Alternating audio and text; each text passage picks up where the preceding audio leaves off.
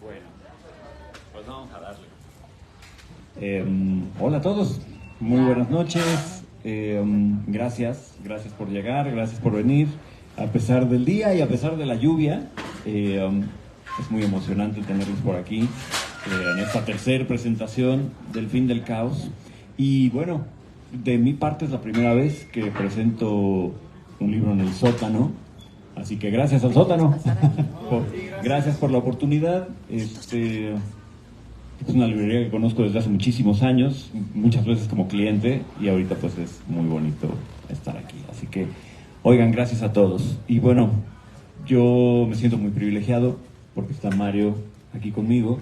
Me bastó mandarle un mensajito para que me dijera que sí me presentaba, así que él no necesita presentación. Todos ustedes saben quién es, lo conocen y, insisto, es un honor y un gusto que estés aquí. Así que, gracias. Y pues te cedo la palabra. Muchas gracias, querido Jorge. Y gracias también a ustedes, efectivamente, por estar aquí a pesar de viento y marea. Y qué oportunidad, justamente también yo le agradezco a Jorge Cantero el que me haya invitado a hacer la presentación, porque pues el honrado soy yo, ¿no? Finalmente uno no le encomienda la presentación de su libro a cualquiera, y uno piensa siempre que quién será la mejor persona para hacerlo, y cuesta trabajo decidirse. Entonces yo te agradezco mucho, Jorge, que hayas pensado en mí para esto. Y bueno, el fin del caos. Si yo recordara, y corrígeme si me equivoco, cuando nos conocimos en persona fue en aquel programa en Diálogos en Canal 11, que nos invitaron, coincidimos, que fue un programa bastante curioso porque se hablaba de infidelidad y había un tercer invitado que no me acuerdo ni quién era.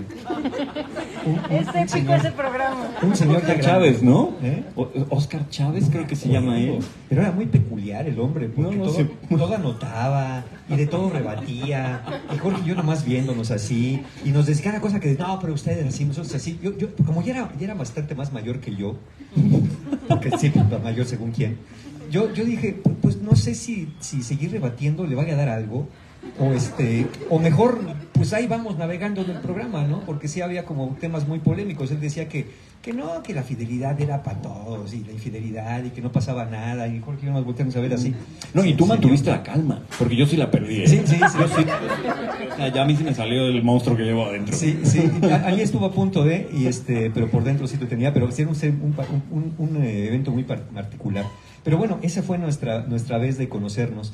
Y luego, bueno, ya seguimos por ahí en contacto, y luego que viene la pandemia.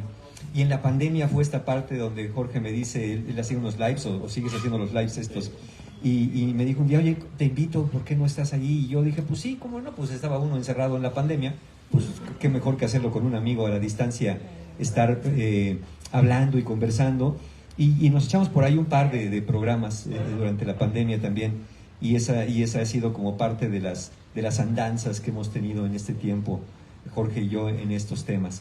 Pero bueno, hoy estamos aquí con El Fin del Caos, con este libro, que es un libro que a mí me dio mucha claridad, porque cada capítulo era claro, y claro que sí, pues como no, pero son cosas que uno ve, ¿no? En estas máximas fundamentales para encontrar armonía.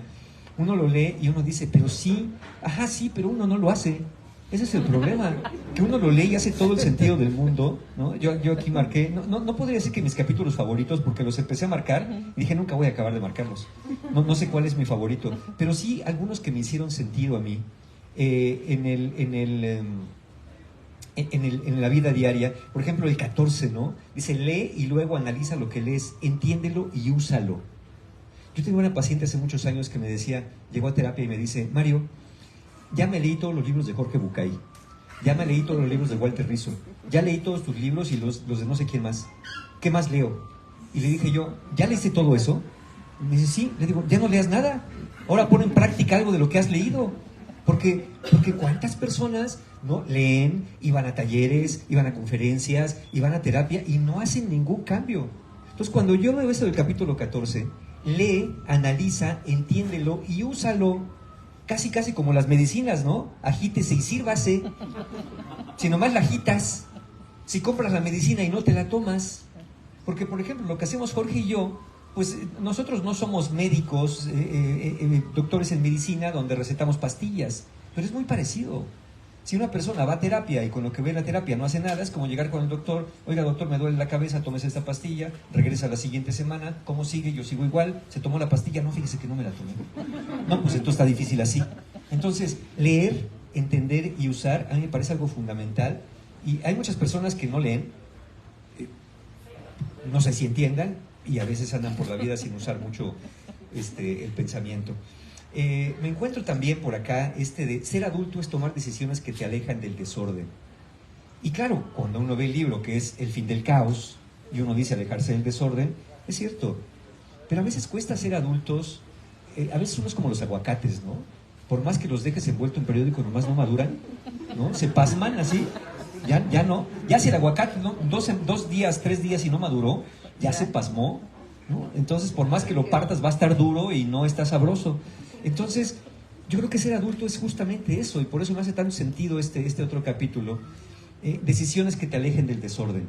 Porque decisiones vamos a tomar de todos modos, pero si las decisiones que tomemos nos van a acercar más al caos, pues nunca vamos a llegar justamente al fin del caos.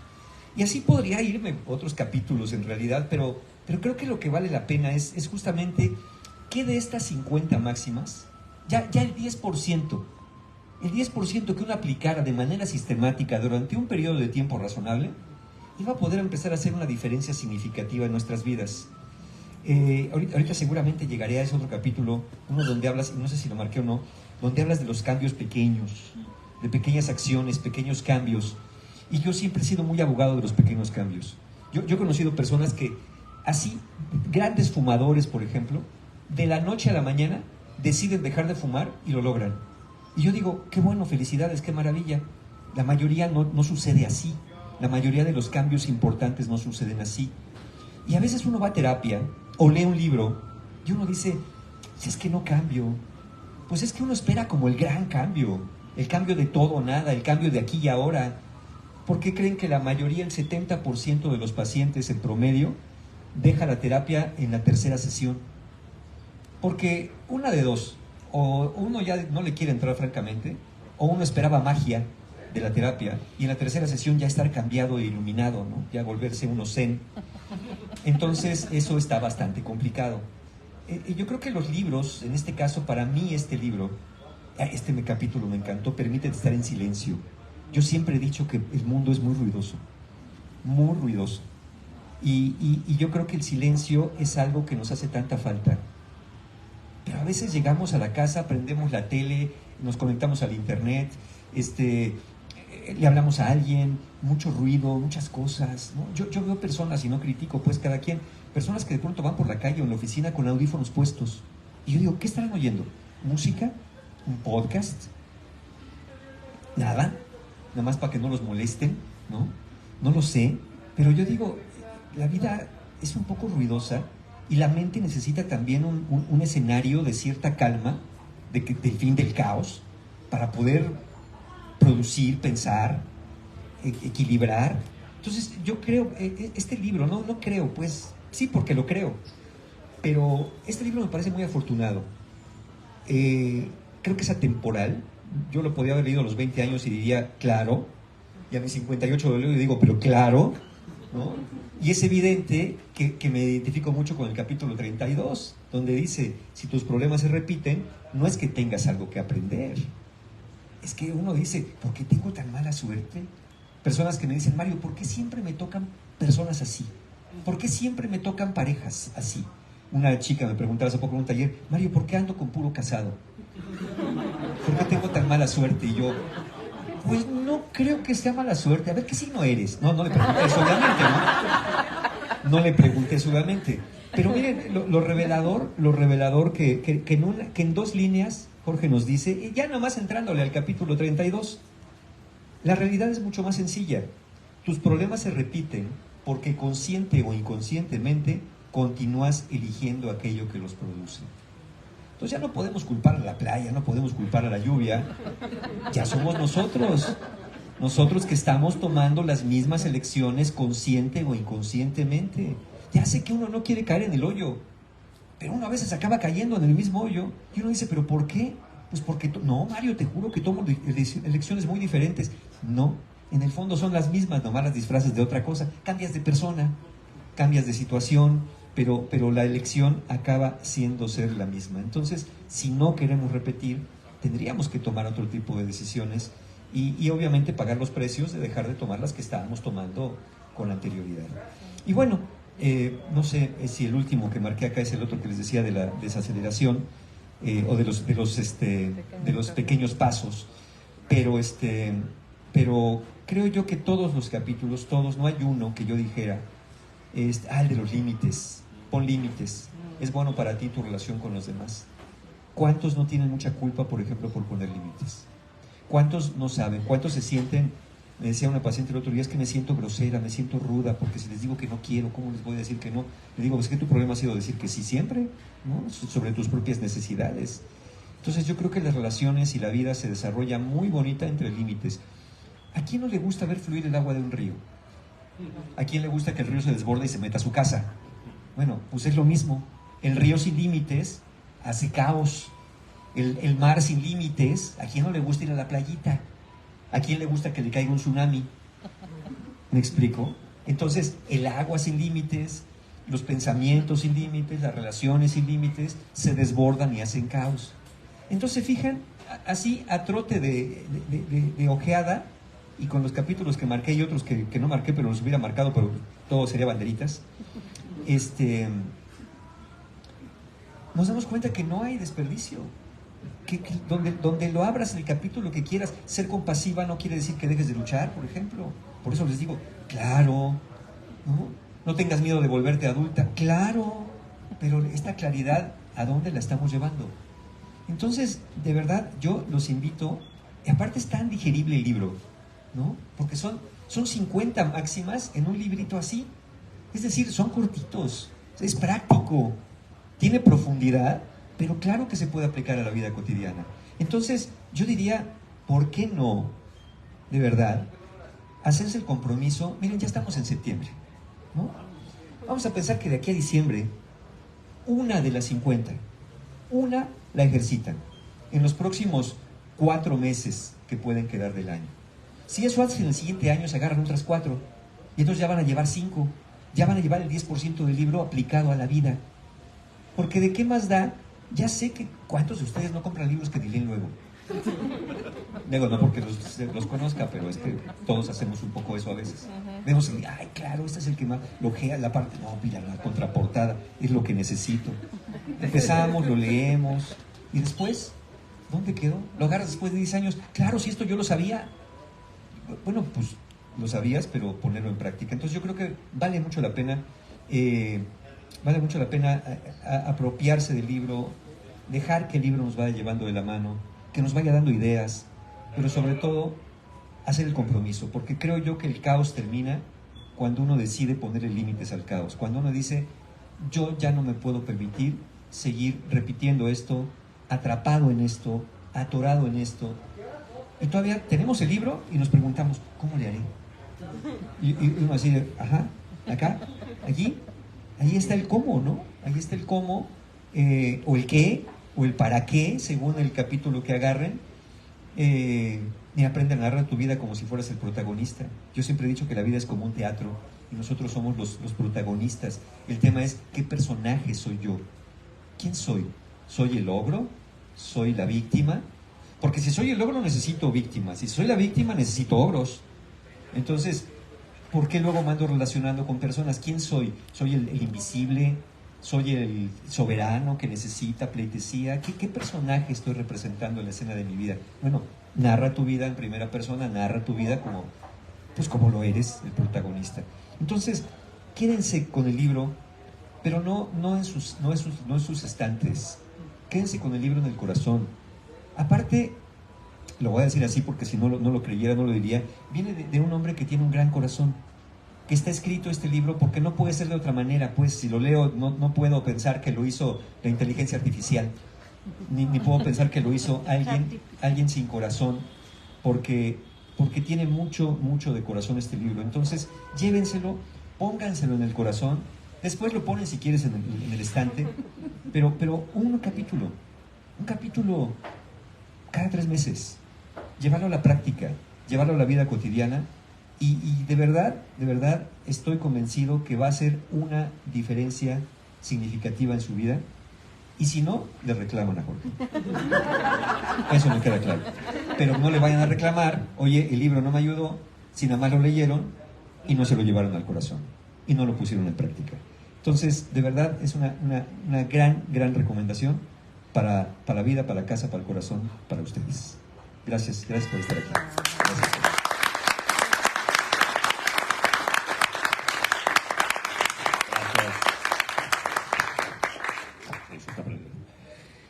Gracias, muchas gracias. Me pusiste a pensar toda una serie de cosas. Bueno, primero la anécdota de cómo nos conocimos es fantástica. O sea, yo también recuerdo ese día, todos los días aquí. Y es inolvidable. Sí, es inolvidable. Pero fíjate que he extraído algunos aprendizajes de eso, ¿eh? Porque sí recuerdo tu calma y recuerdo que yo perdí la cabeza, ¿no? La semana pasada platiqué con una persona, con una ex paciente que ahora es no exactamente amiga, pero es alguien cercano, y me llamó para platicar porque desgraciadamente descubrió que su pareja ya de 1 año estaba engañándola, ¿no? Y sacó ella el programa a la mesa. Me decía, ¿te acuerdas de este señor que decía que pues eso no tenía nada de malo, no? Y le digo, sí, me acuerdo perfectamente que cuando yo le pregunté por qué entonces la inmensa mayoría de los pacientes que yo recibo que han sido víctimas de una infidelidad, ¿por qué sufren tanto? Y no sé si recuerdas lo que contestó, ay, pues porque tú ves pura gente enferma. Y ahora pienso, ¿cómo no tuve los pantalones o la presencia de ánimo para decirle, se necesita ser miserable para decirle a la gente normal que está sufriendo un engaño que está enferma? Se necesita ser miserable. Eso hubiera sido una gran respuesta, pero no se me ocurrió. Mira, yo creo que lo que nos pasó a los dos es que no dábamos crédito que alguien en un programa de televisión que estaba como invitado, como especialista, estamos en shock, ¿no? En shock, yo creo que en una especie de shock de... Y yo de verdad sí lo vi, dije, no, es que sí ya está grande y si le da algo, sí es una muina muy grande y luego me lo van a cobrar. Y sí lo vi, ¿no? Y lo vi que también se le saltaba la vena cuando decía y defendía. Y dije, no, sí está mal, pero también, yo también aprendí, dije, pues si está grande y se expuso a esto, pues ni modo, nos escuchará la próxima vez decirlo de otra manera, porque yo también he repasado mucho ese día y digo todas las cosas que le hubiera dicho. Por eso el fin del caos tiene que ver con esto también. A ver, ya aprendí algo, bueno, si me vuelvo a topar en una circunstancia así, lo haré de una manera distinta.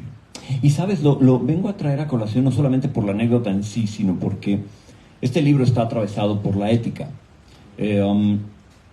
Prácticamente toda mi obra, de hecho, está atravesada fundamentalmente por la ética, la filosofía y, claro, la psicología, ¿no? Este libro marca el final de una saga, digamos, de libros en donde he tratado de aplicar la ética, ¿no?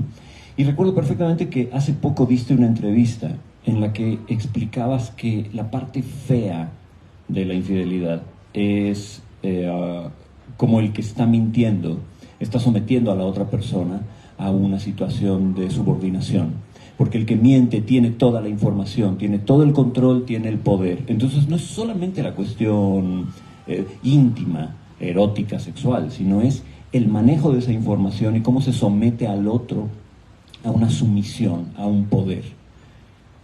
Qué importante es para poner nuestra vida en orden ser personas éticas. Los griegos antiguos creían en 3 pilares fundamentales: la ética, la estética y la lógica. Es decir, creían en el bien pensar, creían en el buen comportamiento y creían en lo hermoso, en lo bello. Si ustedes ven la portada del libro, tiene una razón de ser, no está hecha al azar. Esta es una portada que diseñamos mi esposa y yo juntos. Fue su idea y mi ejecución. Y está la proporción áurea ahí, en el rectángulo. Justamente porque, para mí, la vida en orden y salir del caos tiene que ver con armonizar, estructurar, delimitar efectivamente, pero no en un autocastigo con culpa, dándonos de latigazos en la espalda, diciendo malo, malo, malo, sino buscando justamente estética. Si ustedes se fijan, y no sé si estarás de acuerdo, una vida ordenada, una vida que inspira bienestar, salud, felicidad, también es una vida bonita. Lo cual no quiere decir que no tenga problemas, lo cual no quiere decir que no tenga crisis. Y tengo que serles muy honesto, el título de este libro es una metáfora, por supuesto. Igual que lo era Nunca te rindas, que está por allá, por cierto, también. Igual que está por ahí Nunca te rindas, que también es una metáfora. Recuerdo una entrevista en la radio ¿Una entrevista en la radio? Creo que sí, que alguien me preguntaba, oye, ¿y es literal? ¿Nunca te rindas? Ah, bueno, estaba yo, a veces te tienes que rendir para poder seguir, a veces tienes que dejar ir lo que no está añadiendo valor a tu vida para poder continuar. Bueno, esto es más o menos igual, es una metáfora, no es que el caos se acabe por completo alguna vez en tu vida, sí, bueno, a lo mejor cuando te mueras, y no tengo certeza de eso, ¿no? No tengo idea que haya después, tengo mis creencias, pero de eso... Ya lo averiguaremos. Sí, ya, eso, todos nos lo vamos a averiguar, eso nos queda perfectamente claro. Hay una novela de Stephen King fantástica, en donde la esposa de él se muere. Siempre en las novelas de él se muere alguien. Y él tiene un montón de letritas acomodadas en el refrigerador, y su pareja le empieza a mover las letras del refrigerador para comunicarse con él, ¿no? Le deja mensajes así. Y yo siempre le digo a mi mujer, no voy a regresar a ponerte letras, no te preocupes. Pase lo que pase, no voy a regresar a ponerte las letritas. Tú si quieres sí puedes moverlas, pero yo no te las voy a mover. Entonces, no sé qué haya después, pero sí, el caos como lo entendemos aquí, el desorden, el conflicto, la tristeza, el dolor, la enfermedad, y sobre todo la consecuencia de decisiones que a lo mejor no nos estamos dando cuenta que estamos tomando. Con las decisiones ocurre algo muy interesante. Cuando ustedes deciden algo y no se dan cuenta de que lo están decidiendo, de todas maneras, más tarde o temprano cosechan las consecuencias. Pero entonces volteamos y decimos, ¿esto de dónde viene? Maldita sea, ¿no? Ya déjame en paz. Y a lo mejor si pudiéramos hacer la retrospectiva de 10 años atrás, 15 años atrás, 2 años atrás, podríamos darnos cuenta, claro, tiene que ver con esto que yo decidí, con este lugar en el que me puse, con estas personas con las que me relacioné. Entonces, volviendo a la anécdota de aquel día fantástico, qué difícil es poner la mente en orden.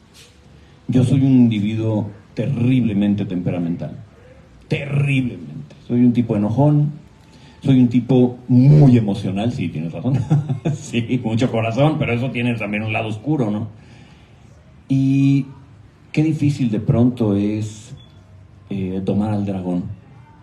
No quiero spoilerearles el final del libro, ya llegarán a él cuando lo lean, pero cuento una historia de cómo mi padre me puso Jorge y por qué me puso Jorge, ¿no?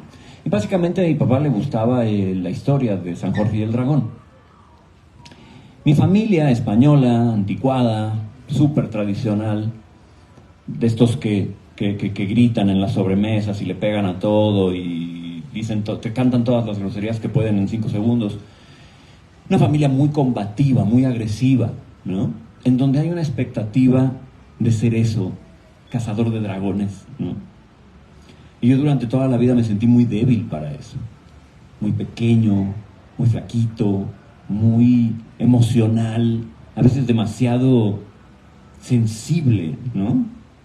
Y creo que al final terminé por entender que no es matar dragones lo que tenemos que hacer, creo que es amistarnos con ellos. El fin del caos no es aspirar a destruir el desorden, no es aspirar a controlar lo que nos rodea, es introducir armonía, es introducir belleza, introducir amor, es introducir ética. Entonces, Mario, ahorita hablabas de qué bonito sería aplicar todo esto todos los días, ¿no? Esta es la tercera vez que cuento esta anécdota, ya van 2 presentaciones en las que la cuento, la voy a volver a contar. Hace poco estaba con muchísima flojera de hacer ejercicio, porque no me gusta hacer ejercicio, y me estaba quejando con un buen amigo, ¿no? Ay, es que tengo que hacer la rutina y no tengo ganas. Y el animal me agarra y me manda una foto del capítulo 2, ¿no? Nada más, no dijo nada, nada más me mandó la foto. Y yo, madre, ¿no? Que dice, tienes que entrenar como loco para brillar, ¿no? Así, me manda sutil, sin decir más. Y creo que este es el libro que a mí me hubiera gustado leer algunas veces en mi vida. Creo que por eso lo escribí, creo que por eso está escrito de esta forma, porque no quiero que sea leccionador, no quiero que sea dogmático, aunque a veces sé que puedo ser dogmático, porque soy un hombre anticuado, un poco tradicional, a veces un mucho, entonces temo a veces serlo, pero no es la intención. La intención es prestarles una serie de valores, una serie de principios éticos, traducirlos en prácticas que ustedes pueden llevar a cabo y hacerles una invitación. ¿Qué pasaría si empezaras a vivir tu vida con orden, haciéndote radicalmente responsable de todo lo que pasa en ella, haciéndote radicalmente responsable en lugar de ser una víctima? Uno de mis capítulos favoritos del libro, el 41, es un capítulo que espero, confío en que mueva un montón.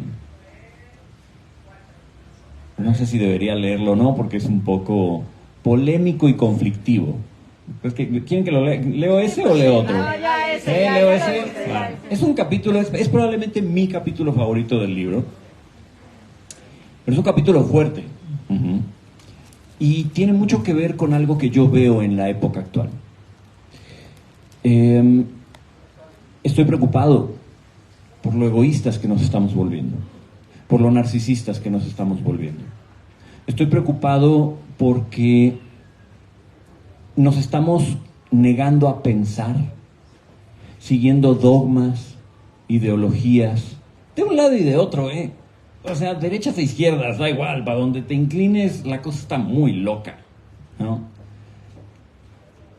Pensamientos que no están invitando a nuestros jóvenes, sobre todo, pero también a la gente de más edad, también a gente de mi generación, en fin, a todo mundo. Creo que estamos sometidos a esta invasión de egocentrismo y de individualismo, pero sobre todo de autoconmiseración, de autovictimismo,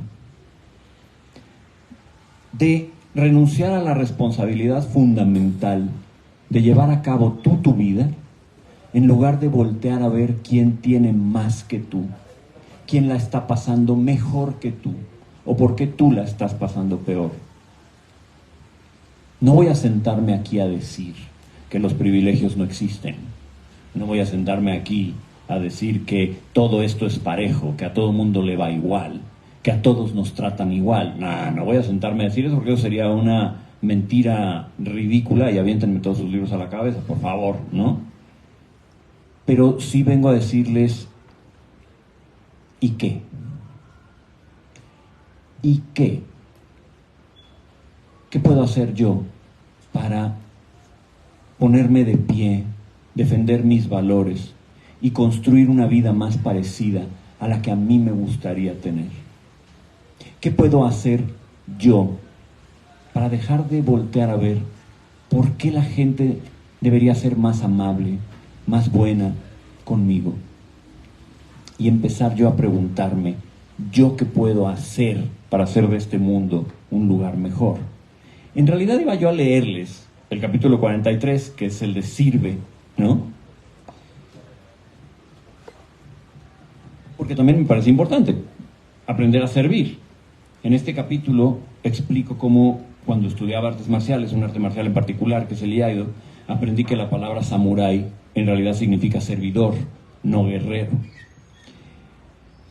Y que si bien el combate era su labor fundamental, en realidad, más que eso, el compromiso de honor que ellos tenían con su país y su gente era servir. Servir en condiciones de guerra, pero también servir en condiciones de paz, enseñar a leer, escribir, ayudar con el pueblo, etcétera, ¿no? Creo que la depresión es una realidad. Voy a leer un pedacito de aquí. No hay una única cura a la depresión que azota nuestro mundo. Pretender que la hubiese sería estar ciegos. La depresión es una enfermedad multifactorial en donde la fuerza de voluntad sirve para muy poco. Sin embargo, también sería un error ignorar el hecho de que el mundo del sinsentido, que nos hace sentir pequeños, insignificantes y en última instancia sin esperanza, podría ser significativamente disminuido si apenas nos diésemos una pequeña oportunidad de prestar nuestro tiempo a observar cómo podemos cambiar, contribuir y hacer de este mundo un lugar mejor. Cómo me encantaría que todos pudiéramos experimentar ese nivel de orgullo, ese nivel de valor. Entonces, otra vez, no me voy a sentar aquí a decirles que no existen las diferencias. Lo que me gustaría preguntar es, ¿y qué hacemos a pesar de ellas? ¿No? ¿Cómo luchamos a pesar de ellas? Entonces, bueno, vamos a meternos en camisa de once varas. Eso me gusta. Y dice así: ten cuidado con la falsa moralidad, no tengas una ética cobarde. Permíteme ser contundente en esto, permíteme renunciar a lo políticamente correcto y por un momento entrar en terreno impopular. La filosofía de la debilidad no va a salvar tu vida. La ideología de la victimización no va a traerte paz. Pretender nunca decir algo enfadoso, nunca tomar una decisión que afecta a otros, nunca contrariar con tus opiniones, autocensurarte a cada momento para mantener a algunos a gusto o para evitarte críticas y cancelaciones, esperar que cada una de tus acciones sean bien recibidas por todos, priorizar las emociones, las opiniones, la individualidad sobre la razón, creerte el cuento de que se puede ser bondadoso y puro, amable e inocuo si te empeñas en quedarte quieto, en ser pacífico, en ser benigno, no es fomentar la igualdad, no es colaborar por la equidad. Es lavarte las manos, es desentenderte de las cosas, es rehuir a la responsabilidad que implica dar y recibir, hacer y construir, comer y ser comido, en palabras de Joseph Campbell, y en el peor de los casos, negarte a estar involucrado en el proceso que significa vivir. Me viene a la cabeza un fragmento de la genealogía de la moral de Nietzsche, que primero nos dice: exigir a la fuerza que no se exprese como fuerza, que no sea un deseo de superar, un deseo de derribar, un deseo de convertirse en amo, una sed de enemigos y resistencias y triunfos, es tan absurdo como exigir que la debilidad se exprese como fuerza. Y un poco más adelante remata con esto. Se trata de un párrafo complicadísimo, de modo que no te preocupes si tienes que leerlo varias veces. Seamos diferentes del mal, seamos buenos.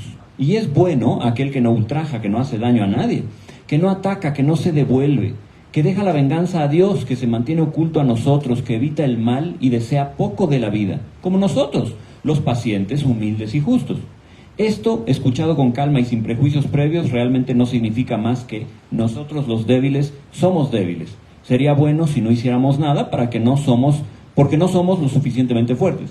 Pero este asunto seco y concreto, esta prudencia del orden más bajo que incluso los insectos poseen, simulando estar muertos cuando están en gran peligro, para no hacer demasiado, se ha vestido, gracias a la falsificación, al autoengaño de la impotencia, con el ostentoso atuendo de la virtud, de la resignación tranquila, justamente como si la debilidad, es decir, su esencia, sus efectos, su única realidad inamovible, fuera un logro voluntario, querido y elegido, una acción, un acto meritorio.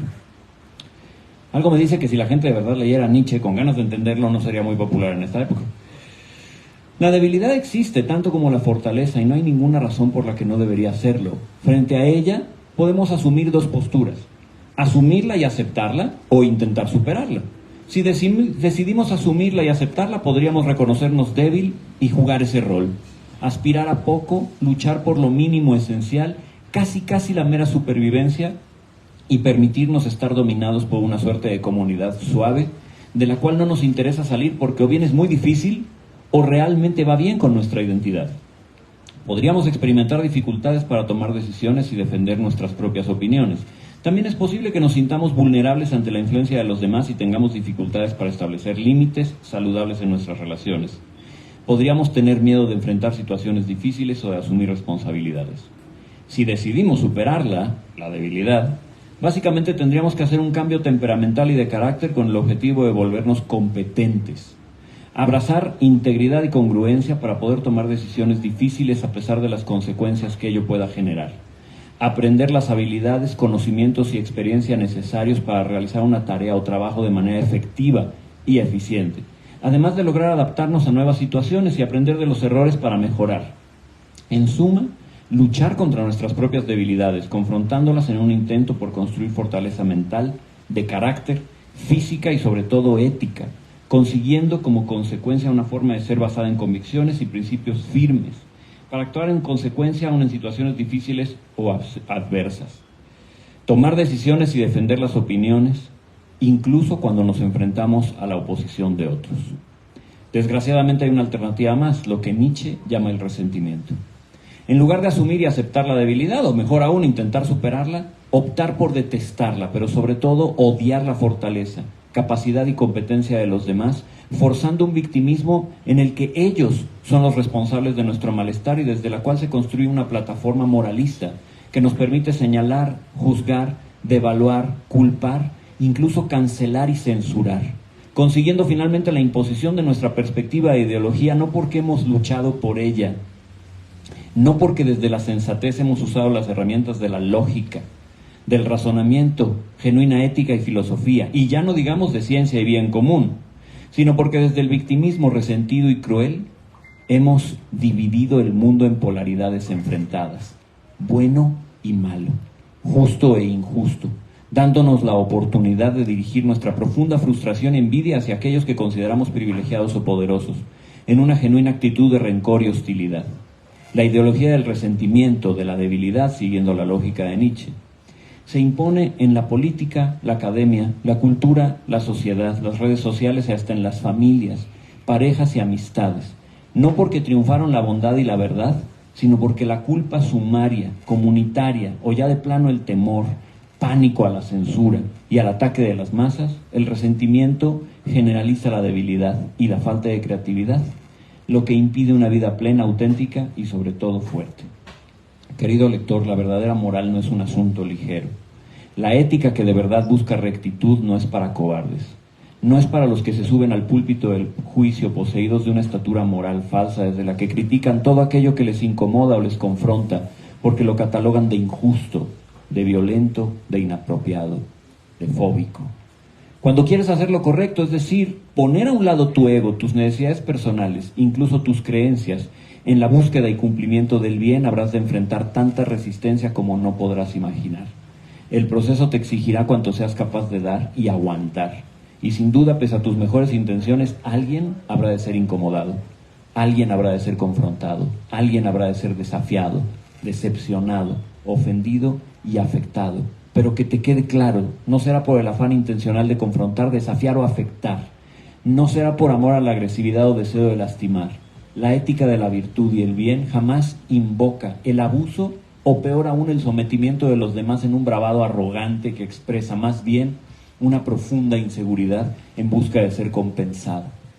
Si se confronta y se desafía, ofende y afecta, será en cambio porque el verdadero bien tiene por función delimitar, corregir y mejorar, no actuar con complacencia, acariciando la debilidad, porque crecer y confrontar la dureza de la vida es difícil y doloroso. Nada es más agradable para la verdad y el bien que la salud de todos, la prosperidad común. Te lo suplico, no tengas miedo de tomar decisiones éticas porque es difícil, porque tiene consecuencias. Lo sé bien, que hacer lo correcto tiene un precio y siempre lo tenemos que pagar. A veces habrás de decir que no, otras que sí. En ocasiones deberás terminar una relación, alejarte de alguien o poner distancia y muchos de ellos no lo entenderán. Alguna vez te resistirás a hacer algo y muchas veces tendrás que reservar una gran dosis de valentía para sacrificar tu confort en aras de un valor más grande que tú. La cuestión es que negarte a hacer lo correcto porque a veces tengas que ensuciarte las manos, someterte al peligro o la incomodidad o a molestar a alguien, no te vuelve bueno, te vuelve inofensivo. Y desde esa posición, créeme, quedarás anulado. Mientras más anulado estés, no solo te sentirás más asustado, sino resentido. Y justo ahí te volverás débil. Afrontar esta vida de retos, en cambio, te necesita fuerte.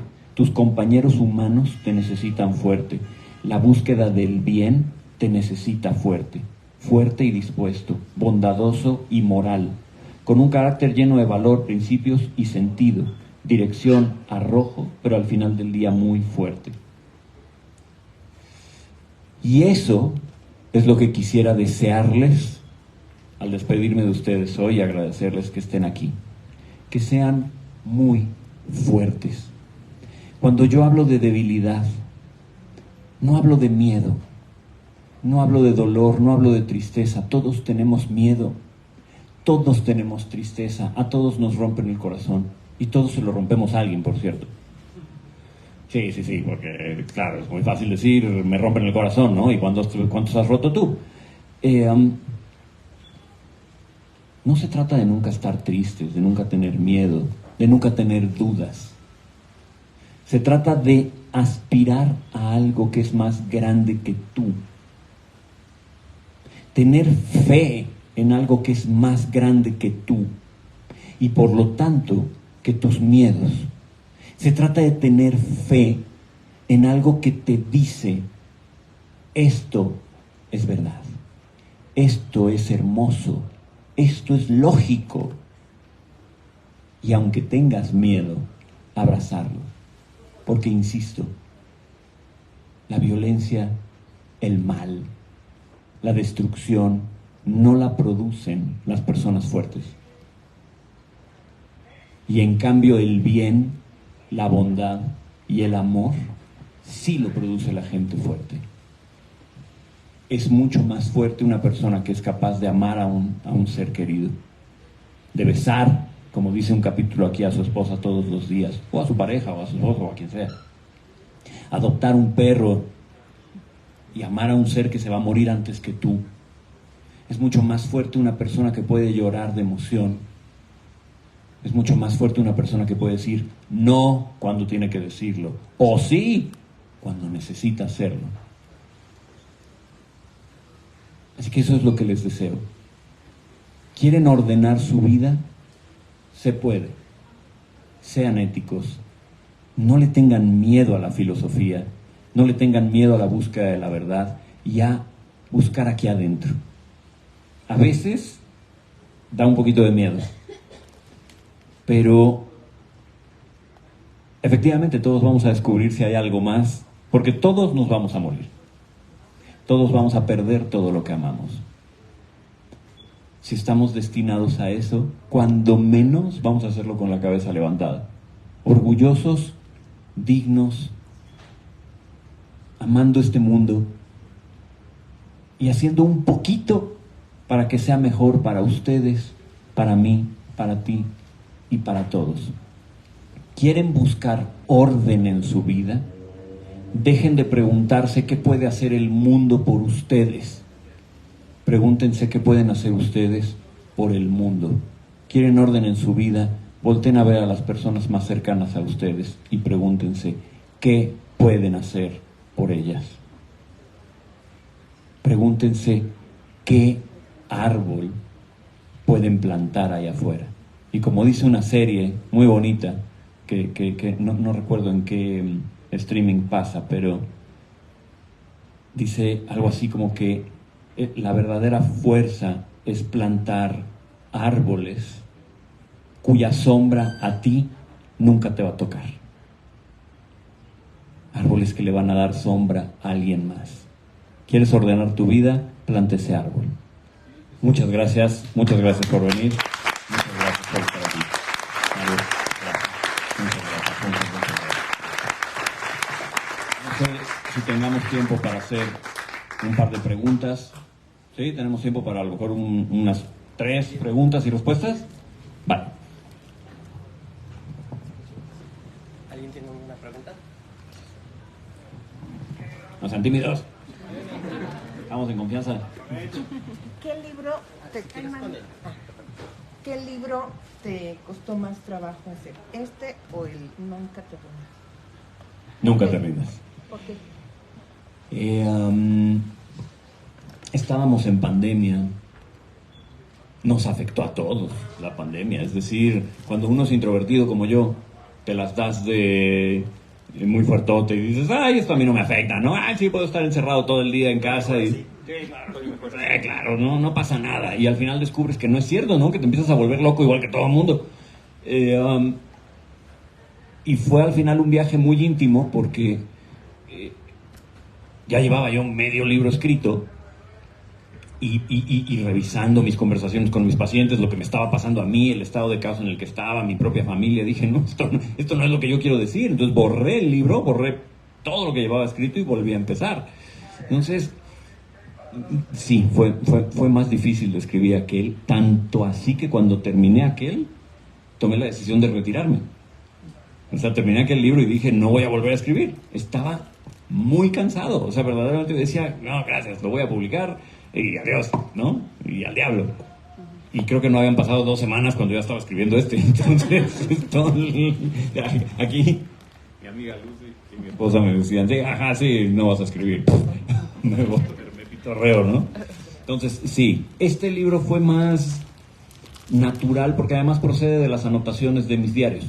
Llevo 2 diarios, llevo uno que llevo en un iPad y llevo otro que es en papel, en donde escribo diferentes tipos de pensamientos, ¿no? Algunos son sobre reflexiones que hago en terapia, otras son reflexiones personales. Entonces es un heredero de esos diarios, ¿no? Fue tomar esos principios de ahí y decir, ¿cómo se vería esto en libro? ¿No? Y ahí está. Gracias.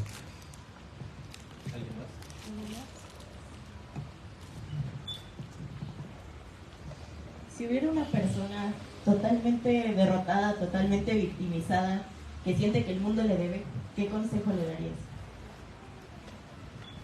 Antes que darle un consejo, trataría de consolarle, ¿sabes? Porque sentirse de esa manera es horrible. Y si bien trato de hacer una crítica muy severa a la lógica de la debilidad, yo creo que cuando llegamos a ese punto, muchas veces no es voluntario, a veces es un accidente. Entonces, lo primero, trataría de consolar y trataría de entender por qué se siente tan derrotado. El siguiente consejo que le daría es que aprenda a hacer duelos. Nos sentimos derrotados la mayoría de las veces porque no sabemos perder. Es decir, todos venimos precargados del sistema con la idea de que hay ciertas cosas lógicas que deberíamos tener, ¿no? Amor, la primera de todas. Respeto. No sentirnos abandonados, no sentirnos maltratados. Todos sabemos que esas cosas son naturales. Pero ¿qué pasa cuando no llegan? Y es que muchas veces no llegan. Muchas veces nuestra familia no nos quiere, nuestros amigos no les interesamos, nuestra pareja no quiere estar con nosotros. Entonces lo primero que le diría es, aprende a perder y aprende que no es personal. Nada de esto te está pasando porque alguien quiere hacerte daño. Las cosas pasan, no todas te pasan a ti o son para ti. Y una vez que hemos aprendido a hacer duelos, trataría de, como decía hace rato, sin inspirarle fuerza,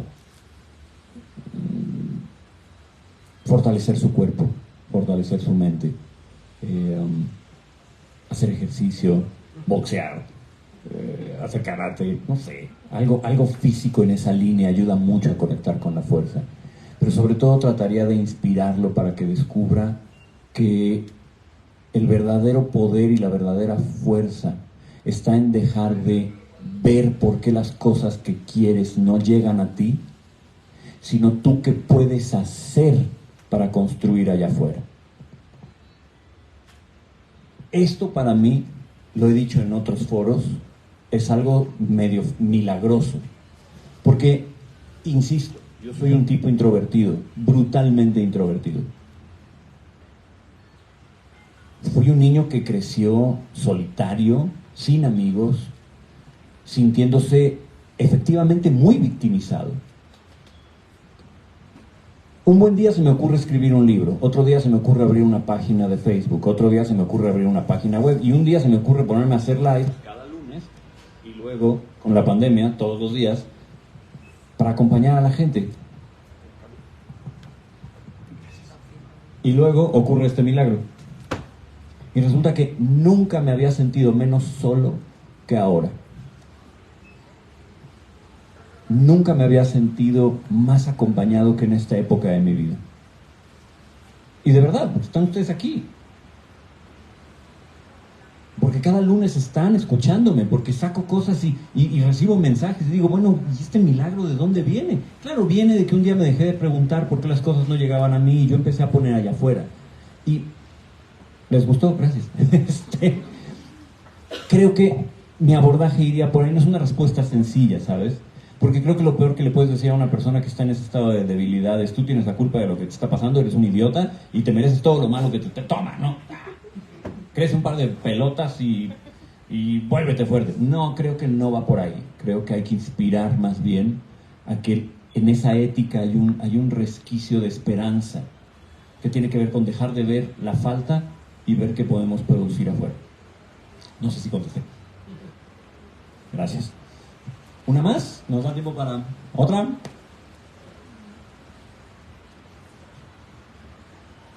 ¿O ninguna?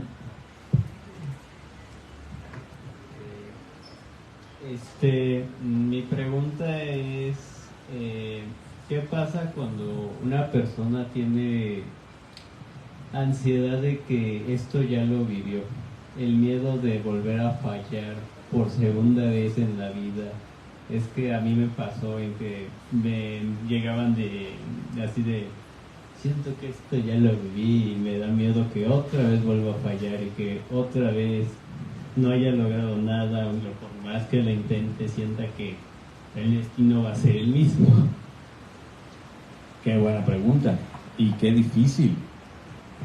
Dicen que la ansiedad es exceso de futuro, justamente porque la ansiedad está directamente relacionada con ver hacia el frente y, sin tener suficiente información de qué es lo que sigue, tomar referencia de lo que nos ha pasado y construir una certeza, construir una fantasía que nos creemos más que la misma realidad. Si ya viví algo, entonces seguramente la probabilidad de volver a vivirlo es muy alta.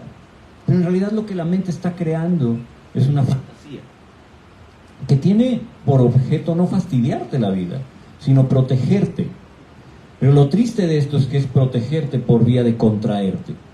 El miedo tiene esta característica fundamental que es de contracción, como la tristeza, ¿no? Contraer tu energía y tratar de protegerte de sufrir.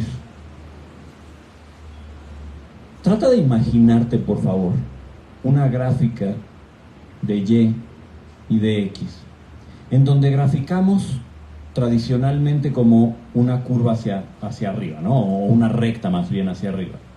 Tendemos a creer que el progreso de un ser humano es así, cuando en realidad el progreso de un ser humano es así. Estás aquí y luego caes y luego subes y luego vuelves a estar aquí y luego vas por acá y luego así. Y lo interesante es que en cada uno de esos puntos estás siendo la mejor versión de ti mismo. En cada uno de esos puntos estás haciendo todo lo que puedes. Entonces creo que también es importante tratar de sacar de la cabeza el solo es bueno cuando llego hasta aquí. Porque es una sensación horrible pensar, estoy fallando, estoy fracasando, no soy suficientemente bueno. Bueno, es que nadie es suficientemente bueno en todas las circunstancias, o todos somos suficientemente buenos en cada circunstancia porque estamos haciendo lo mejor que podemos. Pero es que el progreso de un ser humano es así. Un día eres maestro y un día eres alumno. Un día eres principiante y un día eres experto. En las artes marciales hay un principio fundamental, que es el de la mente de principiante. Shoshin se llama. Hay uno que es Mushin, que es mente vacía, y hay otro que es Shoshin, mente de principiante. Y significa que nunca dejas de aprender. El color de la cinta es un fenómeno moderno. En la antigüedad remota, los guerreros tenían una cinta de un solo color. A veces era blanca, a veces era negra. Se iba desgastando con el tiempo y eso iba marcando tu progreso. Cuando eran blancas se tornaban negras, a veces las negras se tornaban blancas, por el mismo desgaste. Y eso simbolizaba este movimiento. Entonces, hay que desobsesionarse con la urgencia de ir en un progreso hacia arriba, porque es tiránico. La única opción de ser feliz es ser perfecto, y eso no existe. Más bien es aceptar cada una de tus oscilaciones con cariño, con presencia. Y ya para acabar, De todas maneras, eso no es suficiente porque vas a tener que cultivar valentía. Y ese es otro tema, ¿no? O sea, además de eso, hay que cultivar valentía. Y la valentía no es otra cosa sino hacer lo correcto a pesar del miedo. Saber esto ayuda. Ser valiente es la energía. Entonces, creo que la respuesta iría un poco por ahí. Es mucho más complejo que eso, pero creo que iría por ahí. Mario, ¿a ti se te ocurre añadir algo más sobre eso? No, yo creo que lo has dicho muy bien. Tendríamos que partir de que existe una cosa como el destino, ¿no? Y cuando uno dice otro fracaso, yo siempre he dicho que se fracasa solamente una vez en la vida, cuando dejamos de intentarlo. Cada caída, cada baja de estas que nos dice Jorge, es una oportunidad para ver cómo le hago para moverme en otra parte. Me decía una persona en una red social hace poquito, no sé, un comentario o algo que publiqué, dice: Mario, es que así me siento yo, pero lo peor es que sigo cavando cada vez más abajo. ¿Cómo salgo del hoyo?, me preguntaba. Y yo le dije: bueno, primero deja de cavar. Porque si quieres salir del hoyo mientras estás cavando, estás haciendo una cosa y pensando en otra. Deja de cavar, y ya que dejes de cavar, entonces pensamos cómo sales del hoyo.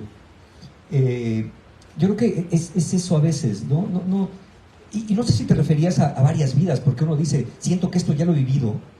¿Y qué tal que en otra vida? Mira, yo no sé si existen varias vidas, como digo, ya lo averiguaremos. Pero si yo estoy en mi vida número 300 o en la 4000, y ha habido cosas que no logro en esta, seguramente lo voy a lograr en la 8000. Porque hay procesos que son así, aunque no sean de varias vidas. A veces son cosas que no acabamos de asimilar, decisiones que seguimos tomando iguales. Pero yo estoy convencido que se fracasa cuando dejamos de intentarlo. Mientras lo sigamos intentando, probablemente no nos salga bien, probablemente esas subidas y bajadas van a venir así, pero tampoco todo ha sido tan caótico. Dentro de todo el caos, todas las historias de las creaciones del mundo, de todas las culturas, empiezan en el caos, en la oscuridad, y alguien llega y pone orden. No es que llegó a meter elementos que no existían, sobre los que existían pone orden. Entonces, esto que dice Jorge es fundamental, es poner orden, poner disciplina, poner fortaleza, y decir: ok, hasta ahora todavía no lo he logrado como yo he querido. Falta ver si como yo me imagino que es alcanzable para un ser humano. Hablaba en la mañana con una paciente que su papá murió y se quedó con algunos resentimientos y muchas culpas. Y yo le decía: mira, tu papá tiene una ventaja y una desventaja. Como está muerto, tiene la ventaja de que ya no puede volver a equivocarse, pero la desventaja que ya no puede reparar lo que pasó. Pero tú sí puedes mejorar o empeorar la relación que tienes con él. Entonces, mejor apostar por corregir, mejor apostar por salir, aunque nos hayamos equivocado 100,000 veces, porque lo vamos a hacer. Lo importante es no decir: bueno, como me equivoqué 100,000 veces, soy humano, pues ya me voy a quedar ahí. Yo creo que es ponerle orden al caos y decir, yo sostengo, y lo digo por tercera vez, fracasamos cuando dejamos de intentarlo. Y si cuando lo intentamos no podemos, es momento de buscar ayuda. No con alguien que sepa más, con alguien que vea desde afuera y nos pueda decir: mira, o nos haga las preguntas correctas, porque ¿quién te va a poder decir a ti o a ti o a ti o a mí lo que tenemos que hacer si no conoce nuestra vida? Si nosotros que la conocemos no tenemos mucha idea. Por eso muchos libros de autoayuda, como se ofrecen, pues son esas recetas: tienes que hacer esto, haz aquello, haz lo otro. Como dice Jorge, este no es un libro leccionador, es un libro reflexivo, escrito sí desde el corazón, lo sostengo. Pero somos, cuando alguien te hace una pregunta que te lleva a la reflexión, cuando hace una pregunta que te lleva a otra parte, es cuando te empiezas a mover en ese sentido. Entonces, yo concuerdo mucho con Jorge en el libro, en los comentarios que acaba de hacer, y pienso, si sientes que esto se ha repetido o tienes esta idea de que lo has vivido y se ha repetido el fracaso, toca seguirlo intentando, con nuevas herramientas, con nueva fortaleza y con nuevas posibilidades. No sé si te va a llevar tantas vidas como has vivido si piensas así, o tantos años como has vivido si piensas así, pero creo que vale la pena. Y cierro con esto. Una vez tuve una paciente de 83 años, llegó a terapia como a los 80 años de edad y tenía varios temas por tratar. Fuimos tratando uno por uno durante algún tiempo, y un día de común acuerdo decidimos que era momento de terminar el proceso de terapia. Terminando, la señora me dice: Mario, ¿te puedo dar un abrazo? Y yo: sí, claro. Entonces me abraza y me dice al oído, me siento alegre por lo que he logrado, pero muy triste de pensar que si no será demasiado tarde, porque ya tenía 83 años. Y le dije, señora, hay personas que en toda una vida nunca lo logran. A usted le llevó 83 años resolver esto, deshacer estos nudos, y hoy lo diría, poner fin a su caos. Creo que vale la pena, lo que sea que venga, porque usted ya pudo desanudar esto. Entonces, no sé cuánto tiempo puede llevarle a alguien, pero no dejes de intentarlo. Gracias.